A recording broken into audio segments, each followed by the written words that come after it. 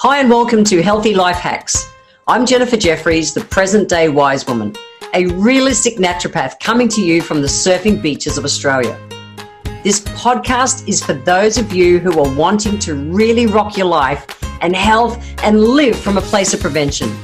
Let's get into today's episode. Imagine swallowing poison and expecting a person that you are angry with to die. Oh, yeah, we're going to go there today. Why? Because I see people who are exhausted and not just that, oh, I need a nap kind of tired, but that kind of fatigue that coffee supplements, a quick nap, even a good night's sleep isn't going to touch. Why? Because we're doing things and being a good girl, being helpful, being nice, and yet we're still doing broken sleep and you're wired and you're going, what the fuck? What is this all about? And what I've found is so often with people that I work with is they're tired because they're suppressing anger. And it's not that rage flipping kind of anger. And it's not the scream at everything kind of anger. It's that slow burn that just sits with us and you're smiling through your teeth. It's crazy that women have been taught to suppress anger, to be seen as nice. I know I sure as hell was. And I grew up in an angry family. You know, it's the unspoken stuff. It's I shouldn't feel this way. I shouldn't be overreacting. It's just not worth the fight. I just want to keep the peace. That was mine. Always the peacemaker. The truth is, we can't just nice our way out of adrenal fatigue. If it's being driven by chronic emotional suppression, and in sadly, too many cases it is. All right, so what's happening when we're actually swallowing our anger, which is what we do. So imagine, like I said, it really is like swallowing poison and expecting the other person to die. Anger is pure energy, pure primal protective energy.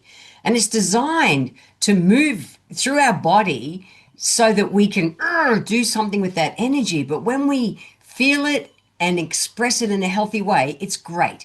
It completes its cycle, ta-da, and it clears.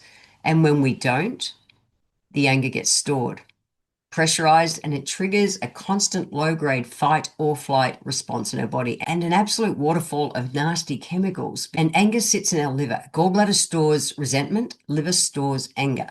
Now, in all of my work as a naturopath and particularly as a kinesiologist, and I know in my own body, one of my life lessons was to learn how to deal with anger. And I grew up in an angry household. I manifested the perfect family to learn those lessons in. I truly did.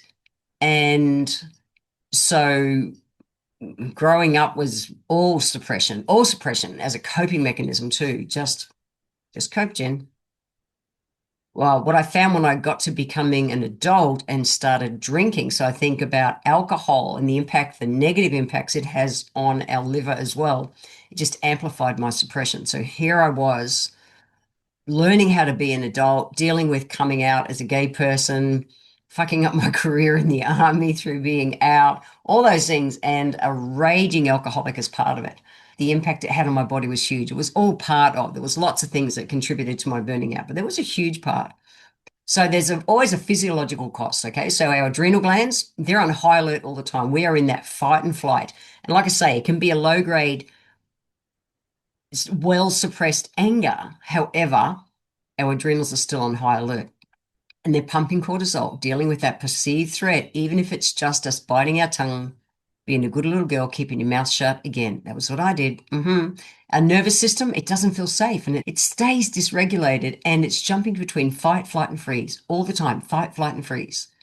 Which means then that's just shutting down our digestive system. So digestion, sleep, hormones, everything takes a hit. Our immune system gets depleted, and because our body thinks it's under threat, even when we're just people pleasing and we're stuffing our emotions down, whether it's with food or avoiding hard conversations or with me, alcohol in my younger years until I started to learn this stuff. Oh, it was huge. It was huge.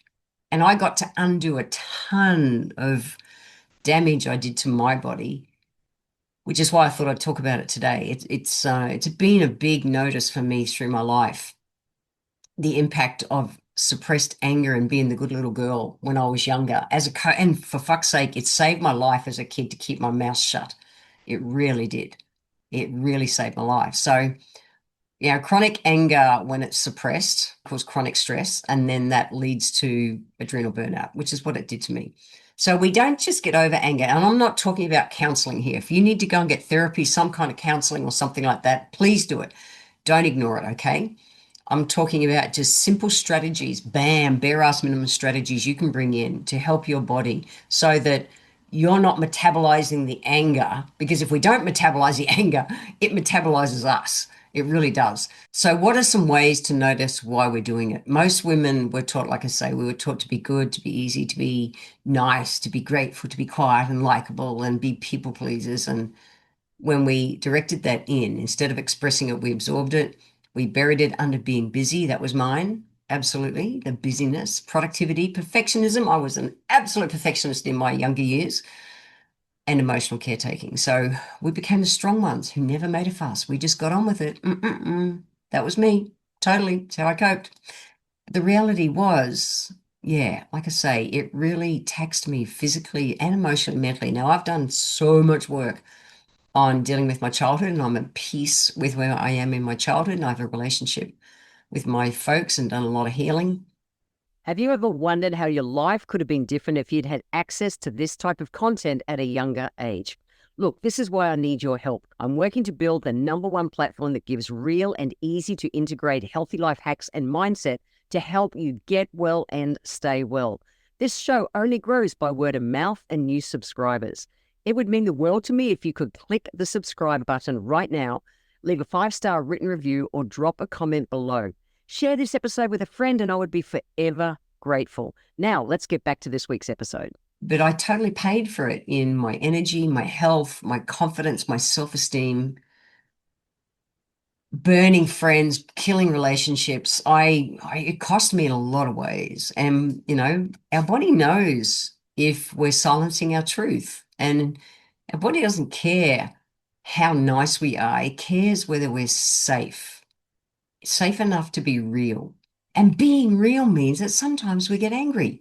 Now, whether you work with a practitioner to help you work out how to express your anger, we're not talking about that here. I'm not trained in that stuff. I'm definitely trained in how to stop bleeding the energy from your unspoken rage. And I want to talk about that. And these are things that I've done and created as coping systems and being able to have my body not in that alarm state. So the first one is to name it fast. And so whether we say it to ourselves or write it down or whatever, I'll say to myself, fuck, I'm pissed off. Or I feel disregarded, or I feel dismissed, or they cross their fucking boundary. Like, own it. Don't sugarcoat it. You don't have to say it to the other person, but at this stage, just own it within yourself. Naming it is a big part of it. And then physically moving our body in some way. Anger lives in our body, okay? So whether that's you go for a walk, whether you go for a run. I remember when I was had my clinic in Townsville, I had a guy in town who was a really high profile guy in the city. Everyone knew him. And he had so much frustrated anger in him. And he used to come to me as a client, and we worked out as a strategy for him that when he finished work of a day, he'd go home and he'd dive into his swimming pool. He'd sit on the bottom of the pool and he would scream and he would get the emotion out because he couldn't be seen to be losing his shit, whether at work, home, anywhere. In his mind, he couldn't see that he was. And so we came up with a strategy. Now, back in the old, I remember when I first graduated and things like Gestalt was huge. It was the old punch a pillow or scream into a pillow or something like that. I'm more nowadays into like just move your body in some way, whether you dance to really strong, vibrant kind of music, get in a cold shower, do something to change your vibe. It's huge. Number 3 is we want to sound it out. So I am a huge fan of singing in the car. So imagine you've got energy in you. Put on a song, put on some ACD, some High Red Hell, something like, and just sing your guts out. Your vagus nerve runs down through your vocal cords. Singing, humming, vocalizing is a huge way to channel that pent up kind of energy. So something that works for you. Setting boundaries is big. That's the next one. So it's a practice to learn to say things like, that doesn't work for me. I'm not available for that anymore. I hear you and I'm not okay with this. All right, find a way that works for you. And there's plenty of books you can get on, different ways to set boundaries and things. But for me, it was like being okay with being good with the fact that no is a complete sentence. No. Have you got time for that? No. And it's just a grounded, certain no, not with a justification because I've got this and this and this going on. It's just like, no, thank you. That's it. So that was big for me to come to. And I did a lot of kinesiology work to come to that point. I promise that kind of work is worth it. The next one is to let go of being nice. Oh my God, I was raised to be the good little girl who played by the rules. Holy shit. And that's great to a certain extent, but if it's costing me in the process, that's not good. So being kind, it's good to be kind, doesn't mean that we're doormats, okay? We can be loving and still have strong boundaries. And what I know is when we speak from our heart, we speak our truth. So we can be grounded, we can be certain, we can be soft and fierce, and we can still be spiritual beings and say, fuck that, no, that's not cool. And your grounded certainty just nips it in the bud. Nothing else. They'll know when you're fucking serious. And we can be serious without it being like this giant rage. Managing anger is a learned system because we're not taught how to deal with anger. Well, I sure as hell wasn't as a kid. And so, get professional help for that. Read, do whatever you need to do. I promise it's worth it. And of course, reset your nervous system so that it's not going to get as flighty. So after a big release, follow it with grounding, or even when you're in it, like I say, move your body, do something with your body. So whether it's breath work, whether it's splash your face with cold water, whether it's just a walk around the block, touch a plant, take a deep breath, feel that you're safe. I say to myself, I'm safe. I'm safe. I say it. I say it out loud. I say it quietly. I say to myself, I'm safe. Still today. That's been one of the biggest ones as a default to build into myself, that when I'm presented with something, so I don't fly off the handle. I'll think it, feel it, say it out loud, whatever. But it's like, I'm safe. And then I can respond in a way that works for me versus that old need in me to just go, fuck you, cunt, like, or whatever it was. So I'm safe. And that works really well for me. I am an aromatherapist. So, look, using essential oils, I think, is a giant benefit to helping to support ourselves. So, a couple of my favorites that I've created, my Serenity blend is all about creating that peaceful atmosphere in our home.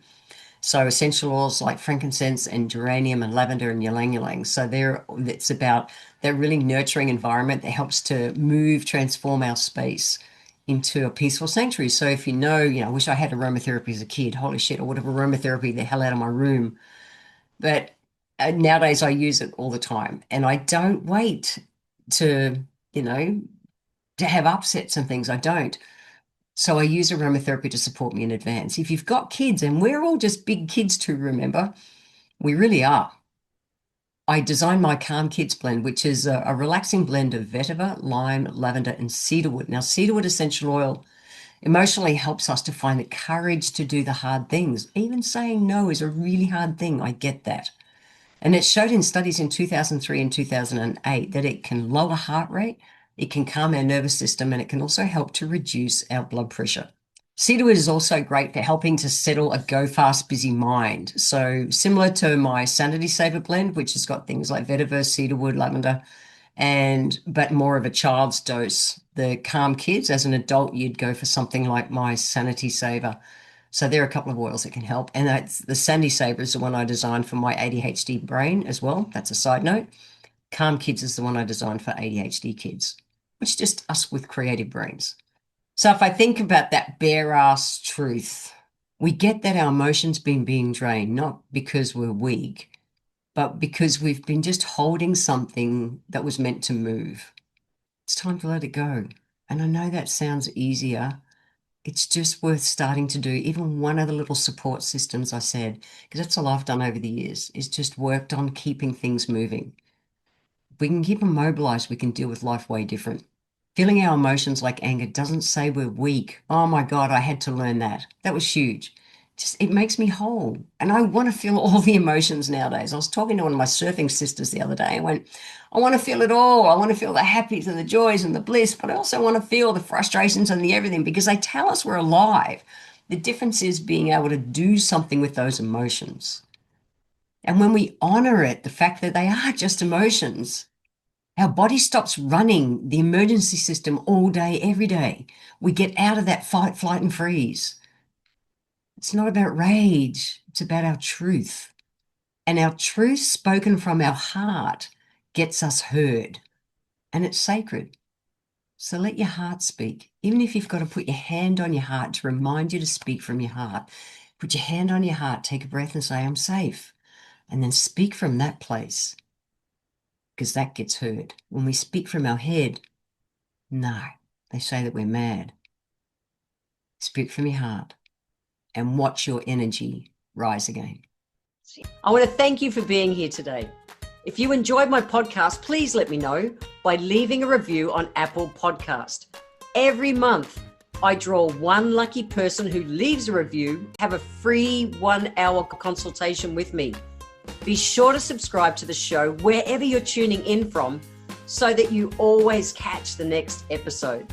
I welcome your emails and you can write to me at podcast@healthylifehacks.com.au.